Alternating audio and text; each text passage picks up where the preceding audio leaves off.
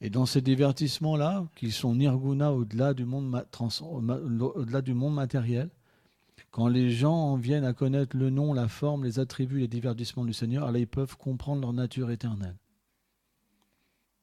Srila Bhaktivinoda Thakur, il dit c'est possible à une seule condition, que cette tendance à exploiter le monde et à renoncer au monde parte de l'être vivant. Karma et Gyan. Tant que l'être pense qu'il est le Seigneur suprême, qu'il est une partie du Seigneur, alors il est illusionné. C'est simplement en comprenant sa condition, en comprenant ce qu'est l'amour préma, qu'il peut se libérer de l'illusion. La connaissance du soi, Atmagyan, est dans la vertu. Mais la connaissance de notre relation éternelle avec le Seigneur suprême, les Védas expliquent, elle est nirguna. Le Seigneur explique lui-même ça dans le Srimad Bhagavatam. Il dit que la connaissance de l'âme, c'est la vertu. La conception du Brahman, c'est la vertu. Parce que tant qu'on n'est pas libéré des trois gunas, des trois influences de l'énergie matérielle, inhérence, passion et vertu, on ne peut pas méditer sur le Seigneur suprême. Ce n'est pas possible. La vertu ne permet pas de méditer sur le Seigneur suprême. Donc ce Seigneur vient sous la forme de la déité, sous la forme de la connaissance, en dévoilant la nature de son nom, de sa forme, de ses attributs, ses divertissements, pour qu'on puisse entrer en contact avec cette connaissance et qu'on puisse naturellement désirer retourner à lui. Dans la Bhagavad Gita, c'est dit Yetabam prapadante tasya bhajameham. Krishna dit je réciproque avec les êtres vivants, avec leurs désirs, avec leurs qualifications. Il dit je prends même la foi, la forme, parce qu'il est toute chose, le Seigneur suprême. Il dit que même il prend la forme des demi-dieux dans le cœur des êtres vivants pour leur permettre d'avoir le fruit de cette adoration. Il leur donne la foi, il prend cette forme et il prend le fruit. Il est derrière toute chose. C'est pourquoi tous on a une qualification. Et on ne devrait jamais envier la qualification d'une autre personne, parce que c'est le Seigneur lui-même qui donne le fruit à chacun. Mais malheureusement, les gens qui sont identifiés au corps, à une religion, ils ne peuvent pas comprendre ça. Ils pensent on est les seuls, on est unique, on a la vérité, les autres n'ont pas. On voit ça partout à la télé, vous voyez un documentaire sur la religion, ils vont tous ils vous diront tous, nous sommes désolés, mais on est les seuls à avoir la vérité. Partout, vous aurez la même chose qui va revenir. La conception corporelle de l'existence ne permet pas de comprendre le Seigneur suprême, parce que le corps, ça veut dire qu'on pense que le Dieu n'est que derrière un concept. On matérialise le Seigneur suprême, puisqu'on pense qu'on est la matière. Mais cette condition, elle doit aussi exister. Parce que qui peut transcender la matière, à part quelqu'un qui s'est complètement abandonné au Seigneur suprême? C'est très rare. Un Paramahamsa, c'est quelque chose de très rare.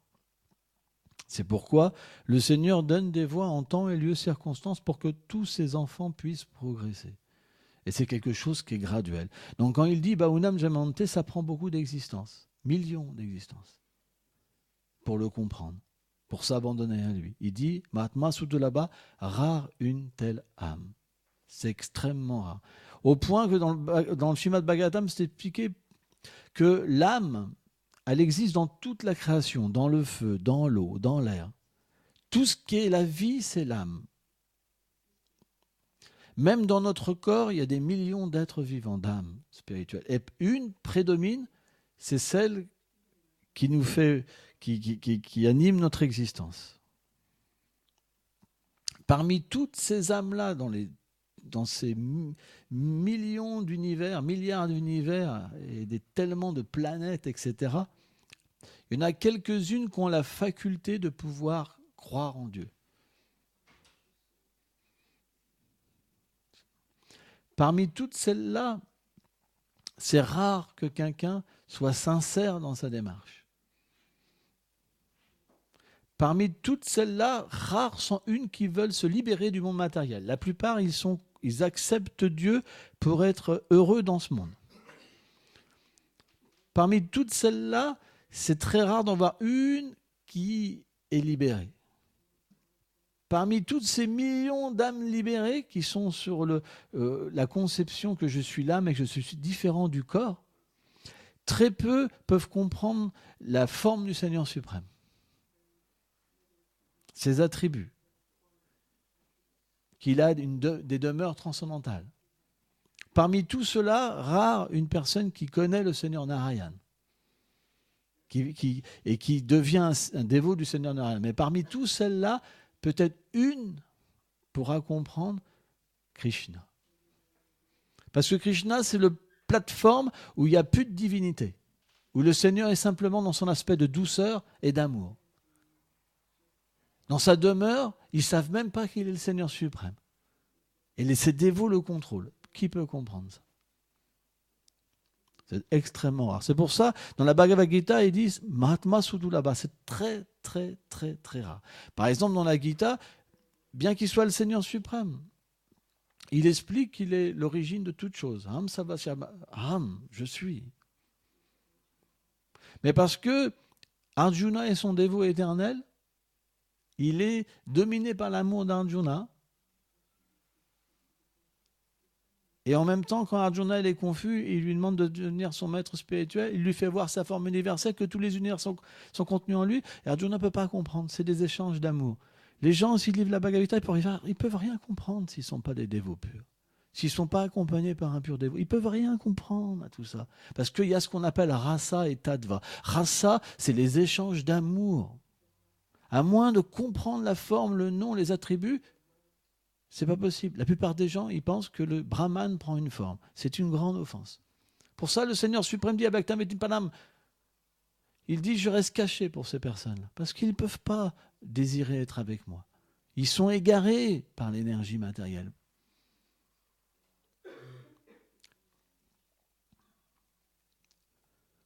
Donc, parfois, le Seigneur vient, et il vient pour permettre à tous les dévots dans chaque univers qu'ils deviennent qualifiés pour être ses associés, après de nombreuses années, et ils le rejoignent sur un univers. C'est pour ça que le Seigneur vient aussi dans un univers particulier, à chaque fois, pour refaire ses divertissements. Et quand ces dévots-là, ils ont pris naissance, après ils reviennent dans la demeure du Seigneur pour toujours. C'est comme un entraînement. Parce qu'on ne peut pas directement aller à Golok Vrindavan. Cette terre où les sentiments sont illimités, où la qualification des êtres est illimitée, parce que le Seigneur, bien qu'il ait une forme, et ça c'est très difficile à comprendre, parce que matériellement, tout ce qui a une forme a une limite.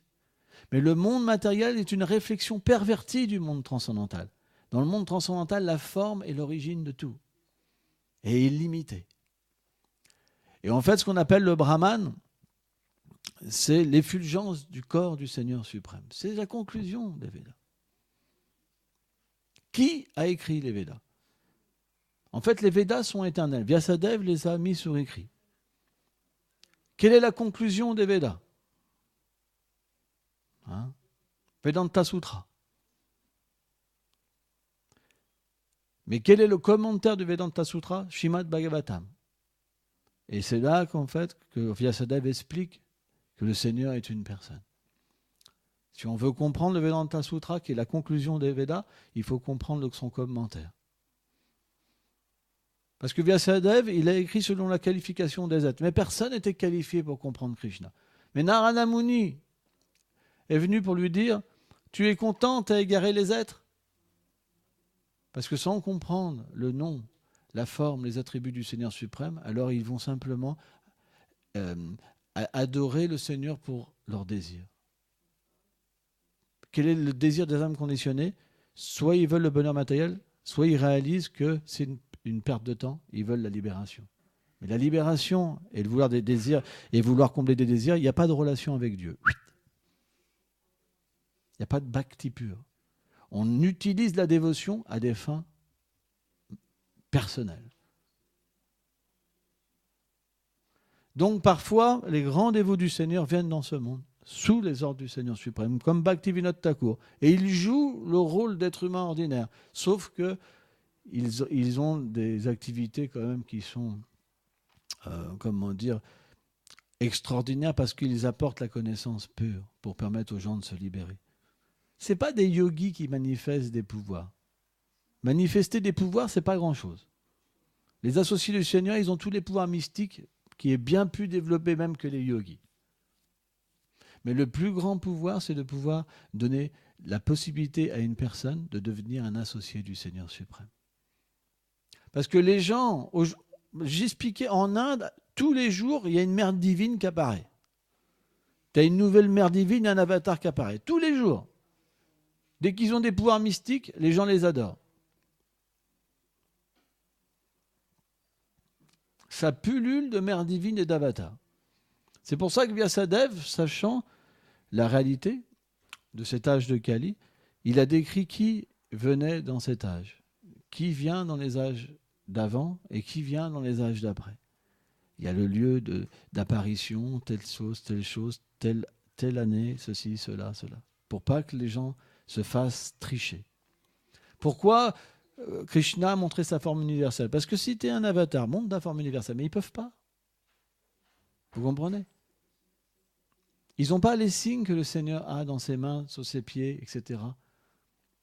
Ils n'ont pas une beauté illimitée. Il y a beaucoup de tricheurs. Parce que les gens veulent être Dieu. Les gens veulent une spiritualité facile. Mais qu'est-ce qu'ils obtiennent? La confusion. Parce que jamais ils pourront réaliser leur lien éternel avec le Seigneur suprême. C'est pourquoi les associés du Seigneur, comme le Seigneur suprême, viennent dans ce monde. Et qu'est-ce qu'ils enseignent? La pure dévotion. Quelles sont les caractéristiques de la pure dévotion? Rupa Goswami explique, premièrement, la pure dévotion, elle est libre du désir intéressé et du désir de libération. Déjà. Ça veut dire qu'on n'emploie pas la dévotion pour avoir quelque chose en échange. Ni se libérer des souffrances, ni d'atteindre le bonheur. Sans ça, c'est un business. Deuxièmement, cette dévotion, elle doit être ininterrompue, constante, 24 heures sur 24. Et elle doit être imprégnée de sentiments transcendantaux, spirituels. C'est la définition que Rupa Goswami a donnée de la pure dévotion. Or, quand les Vaishnavas du monde transcendantal viennent pour aider les êtres vivants dans ce monde, c'est la chose qu'ils enseignent, par leur propre exemple.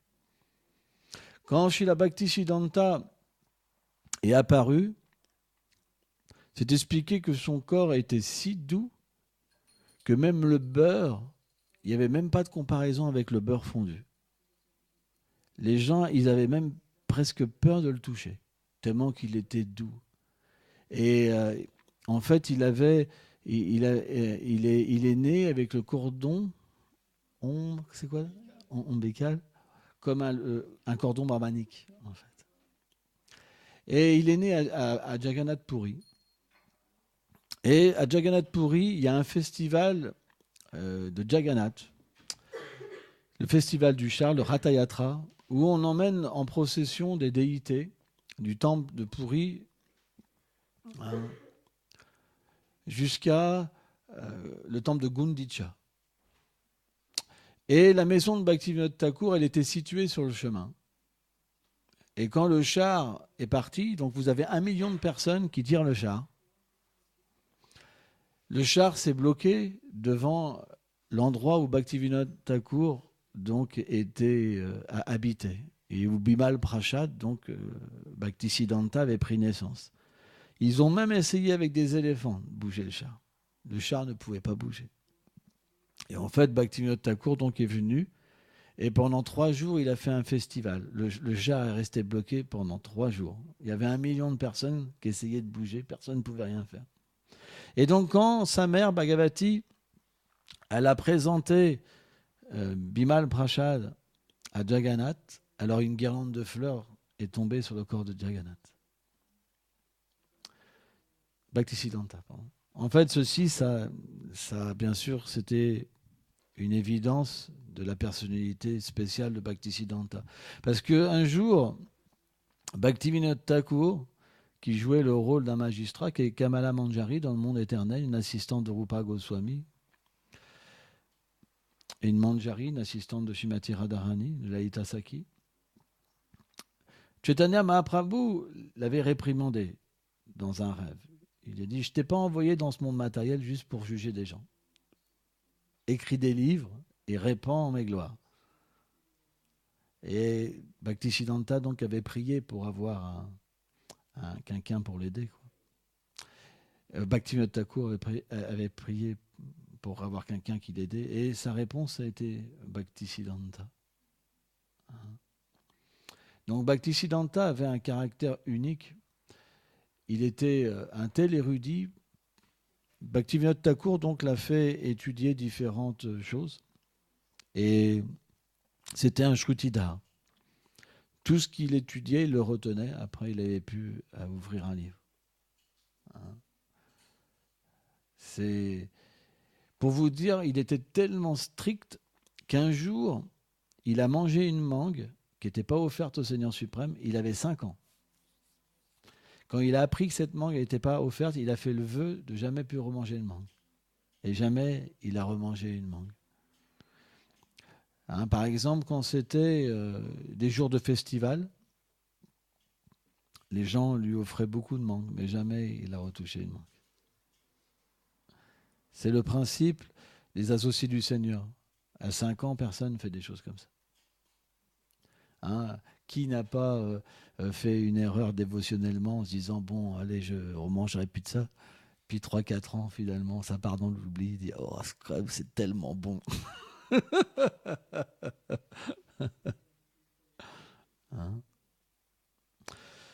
Donc, Srila Bhaktivinoda Thakur elle a initié Bimal Prashad, donc lui a donné le chant des saints noms. Et un jour, quand ils ont construit une demeure, ils ont trouvé une mortie de Kurma. Kurma, c'est l'avatar tortue, en fait. C'est le Seigneur qui vient se divertir sous la forme d'une tortue. Le Seigneur prend toutes les formes d'existence, en fait. Et plus tard, donc, quand Bhaktivinoda Thakur donnait des classes sur le Srimad Bhagavatam, il y avait un autre grand dévot qui s'appelait Gaur-Kishore Babaji Maharaj qui venait écouter les classes de Bhaktivinoda Thakur. Et Gaur-Kishore Babaji Maharaj était aussi un associé éternel du Seigneur qu'on appelle Guna Manjari, une des 8 Asta Manjari, les 8 Manjari principales qui entourent Radharani, pour le service de Radharani, qui était devenu aussi dans ce monde, qui était présent au temps de Bhaktivinoda Thakur. Et quand Bhaktisiddhanta voyait Gaur-Kishore Babaji Maharaj, son renoncement était tellement extraordinaire, c'est expliqué qu'il se nourrissait même de boue de Gange, la boue du Gange, Gaur-Kishore Babaji Maharaj. Jamais il fréquentait un matérialiste.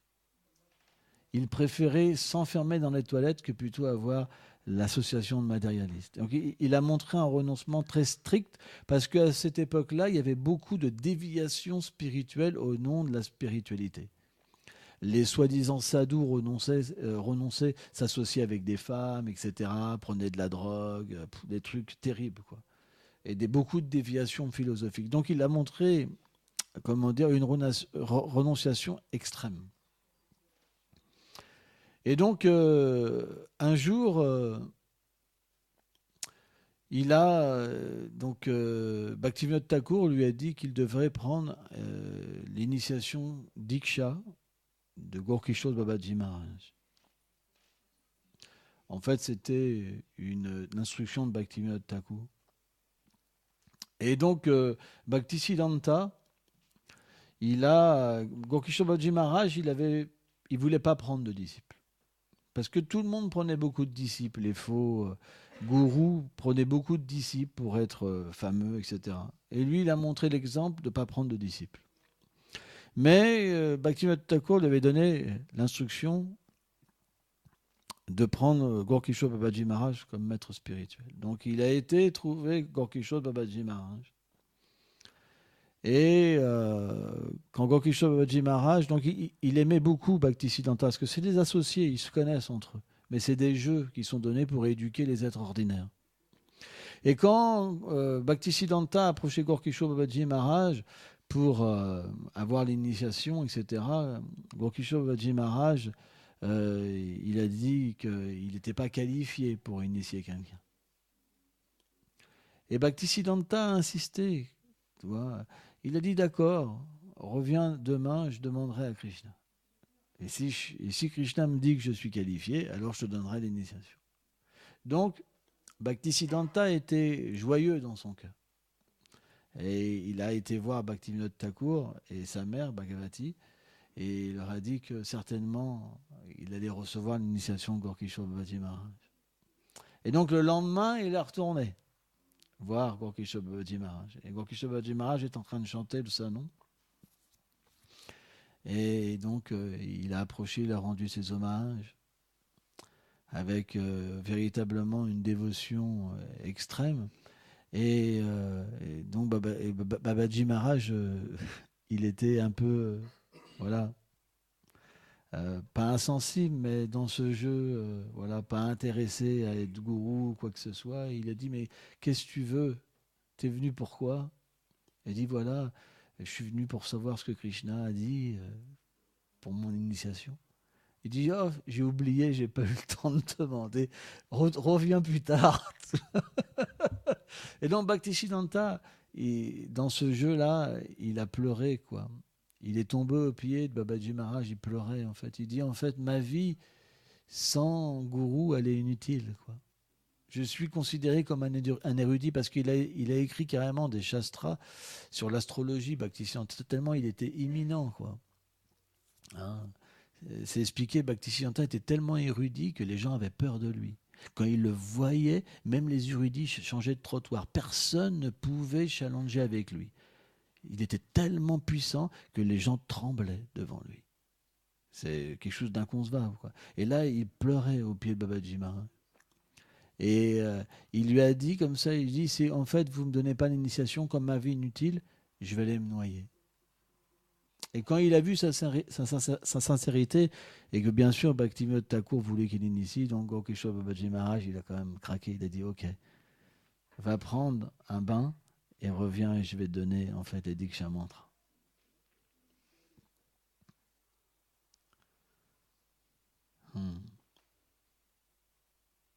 Donc c'est des belles choses. Bon, on va pas tout raconter, il y a beaucoup de choses à dire, mais on va raconter certaines choses sur Bhaktisiddhanta. Gorkishore Babaji Maharaj, donc on a un peu parlé de sa position. Il avait beaucoup de gens qui étaient autour de lui. Beaucoup de gens parce qu'il était extrêmement fameux dans sa dévotion et dans son renoncement. Mais il avait pris qu'un disciple, hein, Bhaktisiddhanta Sarasvati. Hein. Et donc, quand Gorkishore Babaji Maharaj a fait son divertissement de quitter la planète, il a émis un désir, c'est que son corps soit traîné dans tout Navadvips, le lieu saint, pour avoir la poussière des Vaishnavas. Et donc, quand Babaji Maharaj a quitté son corps, il y a eu une grande discussion entre les Babaji parce qu'il voulait sa dépouille pour établir son samadhi, sa tombe, pour avoir des donations. Ah ouais, c'était terrible. Il y avait une grande querelle et la police est venue. Et c'est expliqué que Bhakti Prabhupada Puri Maharaj était là présent ce jour-là. Hein. Il me semble même que c'est la première fois qu'il a vu Bhaktisiddhanta. Hein. Et c'est expliqué que quand Bhaktisiddhanta est arrivé, il était en habit blanc, il était comme un soleil, quoi.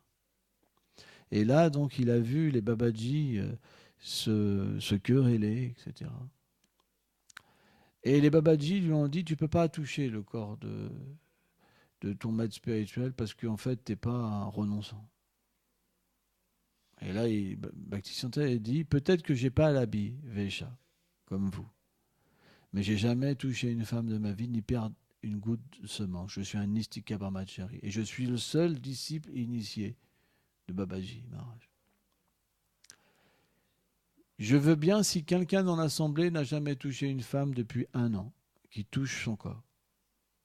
Et là, ils ont commencé à se sentir moins forts. 6 mois, 3 mois, 1 mois, 1 semaine, 3 jours. Et petit à petit, ils partaient tous. Et ils ont lancé un dernier assaut. Ils ont voulu attacher les pieds de Babaji Maharaj pour le traîner. Il dit, mais qu'est-ce que vous faites? Bhaktisiddhanta a dit. Il dit, en fait, on fait le dernier vœu de Babaji Maharaj, de traîner son corps dans la poussière de Navadvip. Et il lui a dit, mais vous êtes des fous. Vous ne comprenez pas l'état d'esprit, l'humilité d'un Vaishnava. Même Krishna lui-même prend la poussière de ses dévots sur sa tête. Et vous voulez traîner son corps divin dans les rues comme ça. Et là, il a dit, je suis le seul disciple de Babaji. Et il l'a pris en fait dans ses mains, comme Chaitanya Mahaprabhu avait pris Haridas Thakur, et il est parti. Et donc il a voulu faire le samadhi à Mayapur, mais il y a eu beaucoup de gens, il y a eu beaucoup d'opposition, parce qu'il ne pouvait pas avoir apparemment une terre en fait. Et il y a un riche qui a obligé que le samadhi soit à Navadvip. Bhaktisiddhanta, il lui a dit, dans moins d'1 mois, tu quitteras ton corps, tu perdras tout. Tu perdras tout à cause de ça. Et en fait, 1 mois après, ce riche-là, il a tout perdu de ses richesses. Tout. Il est venu en pleurant, en fait, pour demander pardon au Bhaktisiddhanta à cause de son enfance. Et plus tard, quand le Gange a débordé et que le samadhi a failli tomber dans le Gange, donc ils ont pris, en fait, le corps de Babaji Maharaj et ils l'ont mis à Mayapur, comme c'était la volonté de Bhaktisiddhanta. C'est comme ça, en fait, que le corps de Bhaktisiddhanta, de Gorkishore Babaji Maharaj, a été transféré à Mayapur.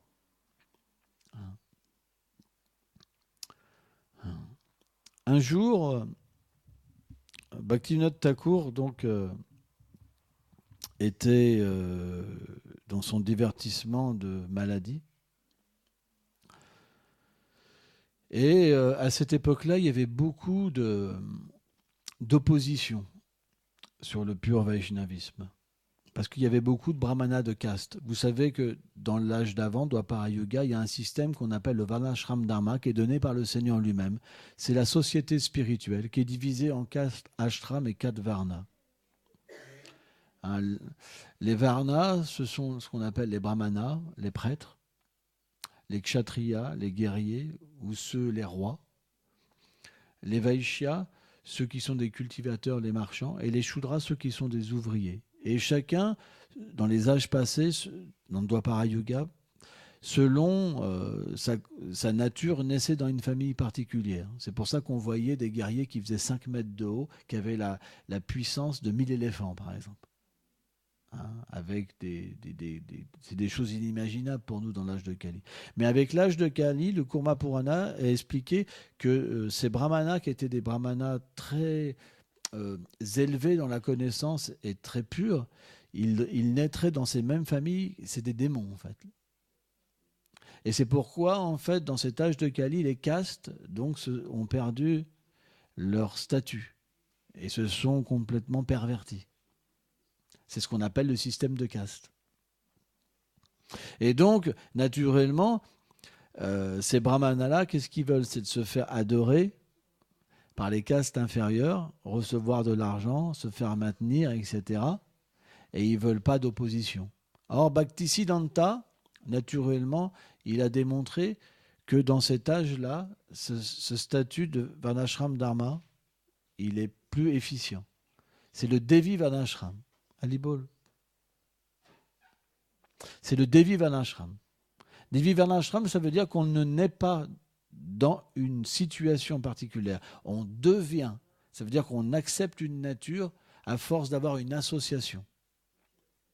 On n'est pas avec des caractères dans une famille de brahmanas. On n'est pas un brahmana forcément parce qu'on est dans une famille de brahmanas. Mais on devient un brahmana en recevant l'initiation et en pratiquant la vie spirituelle. Parce que brahmana, ça veut dire celui qui voit la vérité partout, le brahman partout. Et naturellement, Bhaktisiddhanta, il a eu une grosse opposition. Bhaktivinoda Thakur a eu une grosse opposition. Et un jour, ils ont eu un défi. qu'il tentait à prouver que les brahmanas étaient supérieurs que les Vaishnavas. En fait, Vaishnav, ce n'est pas une question de caste ni de religion. C'est la position éternelle de l'être vivant. On ne devient pas un Vaishnav. Un Vaishnav, c'est quelqu'un qui est une âme libérée. Libéré, ça veut dire quelqu'un qui a conscience de sa relation éternelle avec le Seigneur, qui est devenu un associé du Seigneur, même avec un corps. Parce qu'en fait, le corps matériel, c'est juste une carapace. Mais à l'intérieur, il est dans sa constitution éternelle. C'est ce qu'on appelle un Vaishnav. Avant, on n'est pas un Vaishnav. Donc Vaishnav, Brahmana, c'est la vertu. Vaishnav, c'est Nirguna. Nirguna, ça veut dire plateforme transcendantale. Et donc les Brahmanas voulaient prouver qu'ils étaient supérieurs aux Vaishnavas. Et Bhaktivinoda Thakur ne pouvait pas se déplacer ce jour-là. Donc il a dit à Bimal Prashad, Bhaktisiddhanta, va débattre pour moi. Et donc quand il est arrivé, il y avait deux parties. Les Brahmanas de caste d'un côté et ceux qui étaient identifiés à être des Vaishnavas. Et donc, la première chose qu'il a fait, c'est glorifier la nature des Vaishnavas. Parce que le Seigneur suprême, il explique qu'un Brahmana authentique, il a une position spéciale. Il mange même à travers sa bouche. Donc il a commencé à citer plein de versets comme ça dans les Védas, la position des Brahmanas. Et les Brahmanas étaient très contents. Ils n'avaient jamais même entendu une telle glorification à ce point-là. Même eux, il y a des choses qui... Parce que comme c'était un Shrutida, il connaissait tous les Védas, il pouvait citer tout ce qu'il voulait, Bhaktisiddhanta. Quand il faisait, par exemple, il faisait 3 magazines en même temps. Il dictait un magazine à un, il écrivait après un autre dévot, il écrivait après un autre dévot, après il revenait à l'autre dévot comme ça. Il pouvait faire 3 magazines comme ça sans s'arrêter. C'est quelque chose d'incroyable. Quand il a appris l'anglais, il l'a appris avec un dictionnaire. Il parlait mieux même que les dignitaires anglais. Ils avaient même du mal à le comprendre. Mais en même temps, Bhaktisiddhanta, il n'était pas pour l'érudition. Quand il était à l'école, il a préféré arrêter l'école pour prouver que notre but, il n'est pas l'érudition. Mais il était naturellement érudit dans tout. Vous comprenez? Donc, il a commencé à glorifier les brahmanas. Et là, ils étaient tous mais en bliss. Vraiment dans la félicité. Waouh, ils n'avaient jamais vu ça. Ils s'attendaient au contraire à une attaque. Mais quand il a commencé à glorifier les Vaishnavas, et qu'il a expliqué que c'était au-delà de l'univers matériel, au-delà des circonstances matérielles, et que c'était des associés éternels du Seigneur suprême, alors ils ont accepté en fait. Ils ont amené quelques arguments, mais ils ne pouvaient pas lutter contre Bhaktisiddhanta. Donc, mais c'était toujours fait pas d'une manière conditionnée par la nature matérielle, par la haine ou par un challenge. Sa manière de faire, sa manière de reprendre les êtres, c'était toujours par la compassion, par la douceur, par l'amour. Par exemple, il était tellement puissant qu'à un moment, l'État avait peur de Bhaktisiddhanta. Parce que à ce moment-là, il y avait 2 groupes. Il y avait le camp de Gandhi et il y avait des guerrilleros aussi. Des gens qui faisaient la guérilla. Donc il y avait 2 fronts contre les Anglais. Et les Anglais étaient très attachés à l'Inde parce que c'était pour eux leur joyau, quoi, l'Inde, quoi. Et ils avaient tout fait, ils ont réussi à détruire toute la culture de l'Inde. Par exemple, en mélangeant toutes les conceptions religieuses.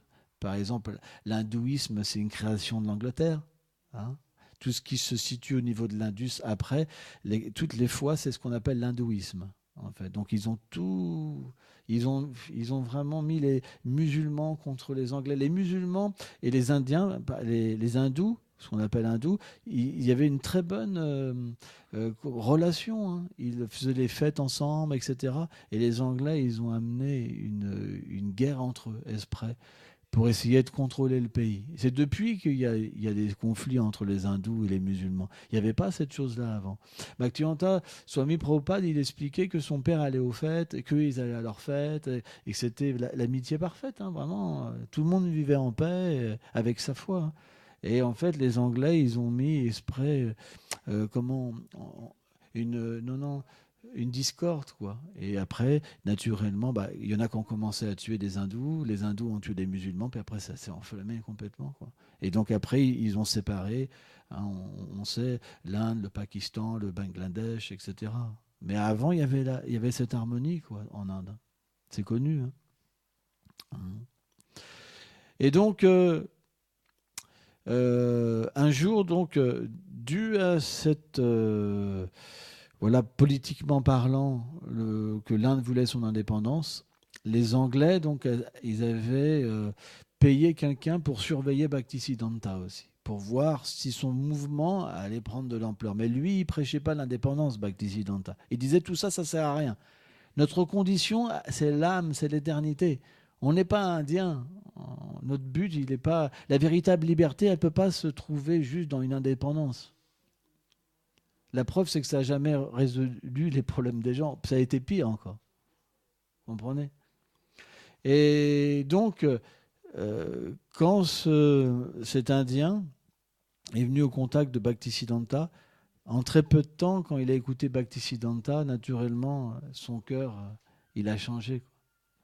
Et donc, il s'est abandonné à Bhaktisiddhanta. Il lui a dit, en fait, je suis un espion. Mais en fait, vous avez changé mon cœur. Donc, c'est le principe des sadhus. Comme une fois, Fanny Bhushan Prabhu, il expliquait qu'ils avaient engagé aussi, les Brahmanas de caste, des gens pour tuer Bhaktisiddhanta. Et en Inde, un tueur, c'est un tueur. Pour 50 roupies, il vous égorge quelqu'un. Chez nous, bon, un tueur, il y en a, ça existe. Mais dans les pays comme l'Inde, il y en a pour qui tuer quelqu'un, ça, c'est rien du tout. Hein. C'est vraiment... Voilà, c'est fait. Bon, tu me donnes mon argent. C'est insensible. Donc ils avaient vraiment engagé le pire. Ils avaient vraiment soigneusement pris le pire pour qu'on soit sûr qu'on soit débarrassé de Bhaktisiddhanta. Mais quand le tueur est arrivé, quand Bhaktisiddhanta l'a regardé, alors il est tombé à ses pieds. Et c'est devenu un grand dévot. Donc, voilà, Srila Bhaktisiddhanta, ce ne sont pas des gens ordinaires. Et que ça, c'est rien de leur gloire, c'est tout petit, quoi. Parce que c'est des associés du Seigneur. Donc, ce qu'ils viennent donner, c'est même pas accessible aux êtres, comment dire, c'est rarement accessible. Parce qu'ils peuvent permettre aux gens d'avoir, de comprendre le cœur du Seigneur suprême, l'intimité. La plupart des gens, ils comprennent la création du Seigneur suprême. Ils ont peur du Seigneur suprême. Ils vont vers le Seigneur dans la crainte. Mais dans le monde, dans la demeure du Seigneur suprême, s'associe, il n'y a pas de crainte. Il y a juste l'amour pur. Et donc, c'est très difficile pour les êtres vivants de comprendre cet amour pur, de comprendre les relations qui existent entre Radha et Krishna. Krishna et Radharani sont une même personne. Radharani, l'énergie interne du Seigneur suprême, mais toujours manifestée. C'est extrêmement difficile de comprendre, par exemple, je vais donner un exemple. Comment comprendre que celui dont tout émane, qu'il contrôle tous les êtres vivants,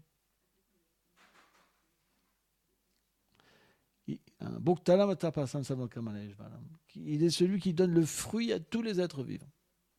Tout le monde est obligé d'adorer Dieu. Même les bouddhistes qui sont athées, ils ont une adoration. Parce que s'ils n'adorent pas, ils n'ont rien. Vishvacharya Thakur, il dit, c'est évident que le Seigneur existe. Parce que même les athées, ils sont obligés d'adorer pour recevoir quelque chose. Ça, ils n'ont rien. Alors bien sûr, ce n'est pas considéré comme de la pure dévotion. Mais il y a quand même le concept de bhakti. Parce que sans dévotion, le Seigneur ne donne rien.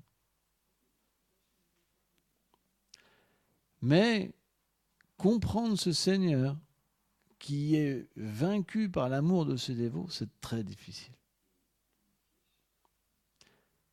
Comprendre que le Seigneur suprême a une mère éternelle et un père éternel, a des amis éternels, c'est très difficile. que sa mère elle peut lui tirer son oreille.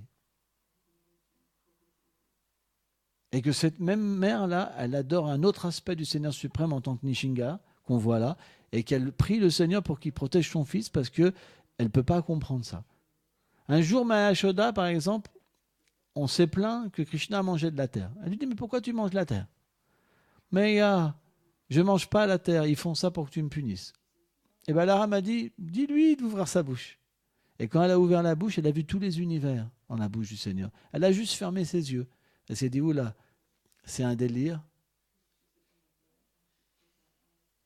C'est parce qu'en fait, ces dévots-là, ils sont tellement élevés dans la dévotion que c'est impossible pour eux que voir que Krishna est le Seigneur lui-même. C'est pourquoi Arjuna, même dans la Bhagavad Gita, lui, Arjuna, il est à Dwarka. C'est en fait, Golok Vrindavan, la demeure éternelle de Krishna, elle est divisée en différentes parties. Il y a Gokul, qui est la partie la plus intime, où le Seigneur ne montre aucune opulence, c'est juste la beauté, la douceur qu'il montre. Personne ne sait même qu'il peut avoir même un pouvoir. Ils sont juste absorbés dans son amour. Même une fraction de seconde sans le voir, leur vie, c'est comme si qu'elle est quitte. Parce que le Seigneur a des qualités illimitées. C'est comme un feu d'artifice à chaque instant et le Seigneur est toujours plus beau et toujours plus merveilleux. Et ces dévots-là, ils ont la capacité de boire cette douceur. Parce qu'il y a un pouvoir illimité dans leurs dévots. C'est pour ça que nous, on cherche l'amour, mais il n'y a pas l'amour. Même dans le Brahman, il n'y a rien. C'est expliqué, le Brahman, c'est Nirveshesha. Il n'y a pas de forme, il n'y a pas d'attribut, il n'y a pas de diversité. Il y a juste une sorte de petite félicité, de connaissance toute petite. Et le principe de l'éternité. Mais comparé à ce que les habitants en fait, du monde transcendantal goûtent, c'est comme l'empreinte d'un sabot d'un veau, l'eau qui est contenue dedans comparée à l'océan. C'est impossible pour nous de comprendre. Et dans cette situation-là, le Seigneur, il se donne complètement. Et ses dévots, ils pensent, c'est juste mon enfant. Et Arjuna, il pense, Krishna, c'est juste mon ami. Il dit même, il pense, parce que le Seigneur a plein de divertissements, même en tant que guerrier, toutes les positions sont prises. Arjuna, c'est un guerrier. Maharati, il peut se battre contre une armée entière à lui tout seul. Il pense que Krishna, il ne peut même pas se défendre contre une personne. Et quand Krishna lui fait voir la forme universelle, il lui donne des yeux divins, donc des yeux inférieurs, des yeux des demi-dieux. Et Arjuna, il voit cette forme terrifiante qui contient tous les univers, qui est le temps personnifié, qui avale la mort. Il tremble, il dit « Ougla, Ougla, Ougla ». Il ne comprend pas. C'est très difficile à comprendre les divertissements du Seigneur. C'est pour ça que Krishna dit qu'il faut des millions d'existences. Par votre intellect, vous ne pourrez pas. C'est simplement prenons refuge d'un pur dévot, comme Bhaktisiddhanta. Si vous avez la Sukriti des vies passées, et si vous prenez refuge dans un pur dévot, qui est libéré de cette tendance au karma, au gyan, alors vous pourrez recevoir l'indulgence du Seigneur suprême, qui vous donnera cette faculté de pouvoir désirer être avec lui, et à ce moment-là, il se révélera graduellement, et vous pourrez atteindre cette perfection. Mais sans la miséricorde d'un associé du Seigneur, c'est impossible. Zéro. Le maximum que vous pouvez avoir, c'est Brahman. Parce que l'entité vivante qui vient de ce plan marginal, elle a cette connaissance du Brahman en elle. Satchitananda, l'éternité en relation avec le Brahman, la connaissance en relation avec le Brahman, et la félicité en relation avec le Brahman. Mais comme elle n'est pas un associé du Seigneur suprême, elle n'a pas conscience de ce qu'est la relation avec le Seigneur suprême. Donc, l'initiation, à travers une filiation spirituelle authentique, c'est cette connaissance qu'on reçoit, et c'est cet amour de Dieu qu'on reçoit. Et ça nous permet alors de mettre à bas notre relation éternelle. L'être vivant, le jiva, l'âme, c'est comme un atome. Dans cet atome, c'est comme, comment je pourrais dire, une semence dans le ventre de la mère. Ça veut dire dans le ventre de la mère, le bébé est là, mais il n'a pas encore manifesté ses bras, il n'a pas encore manifesté sa relation. etc., etc., etc. C'est un exemple. Donc quand on devient initié par une filiation authentique, alors on peut comprendre la nature de l'âme et sa relation éternelle avec le Seigneur suprême. Mais dans les voies du karma, on n'enseigne que l'atteinte du paradis. Dans les voies du Gyan, on enseigne simplement la nature impersonnelle de l'âme. C'est pour ça que le Seigneur vient en tant que Chaitanya Mahaprabhu dans cet âge, pour enseigner la véritable nature de l'âme. Sans cette connaissance-là, elle n'est pas sectaire, elle est pour tout le monde. Elle est pour un chrétien, un musulman, un hindou, un bouddhiste, ce que vous voulez. Elle n'est pas sectaire. Elle est au-delà du monde matériel. Elle ne traite simplement que de la condition de l'être vivant dans l'éternité. Krishna Chaitanya. Sans cette connaissance-là, la Javida, la Guna Paitam Uttamam, c'est pas possible.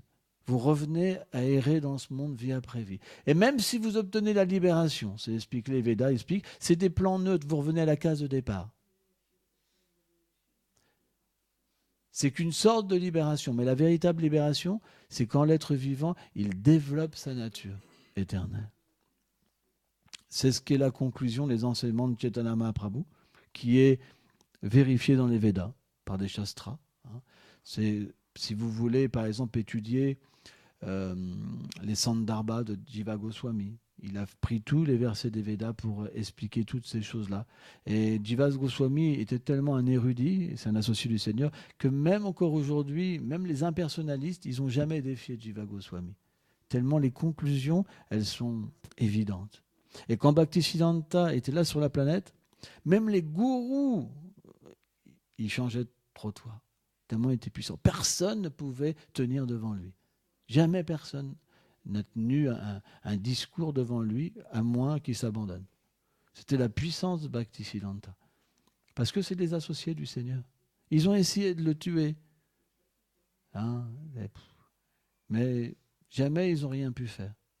Parce que déjà le Seigneur protège son dévot, mais la mission de répandre la vérité et de permettre aux êtres vivants, selon leur religion, etc., les gens doivent pouvoir comprendre la nature véritable des Écritures.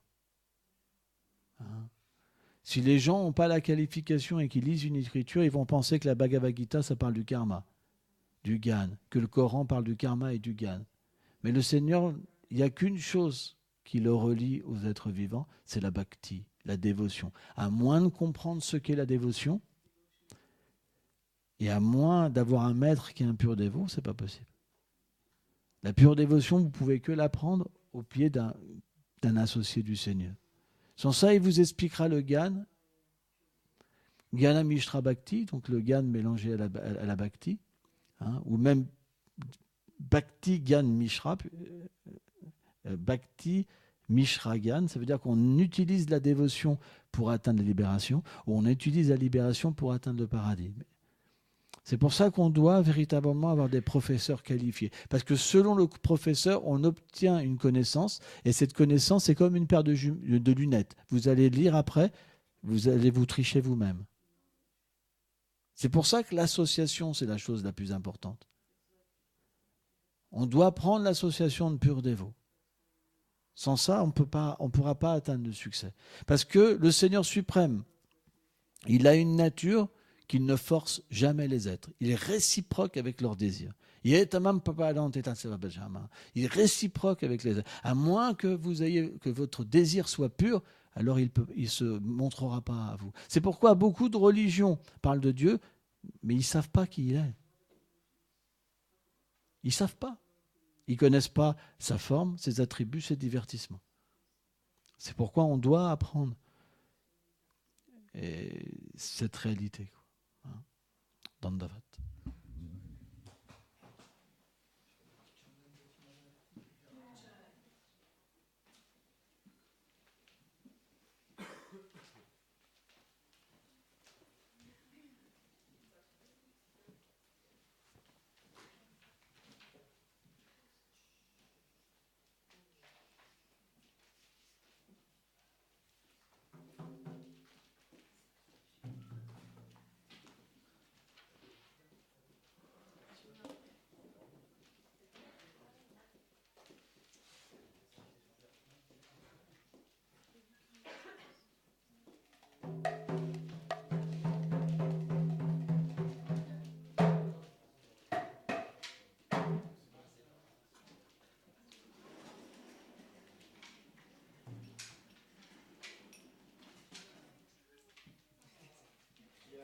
Vedanta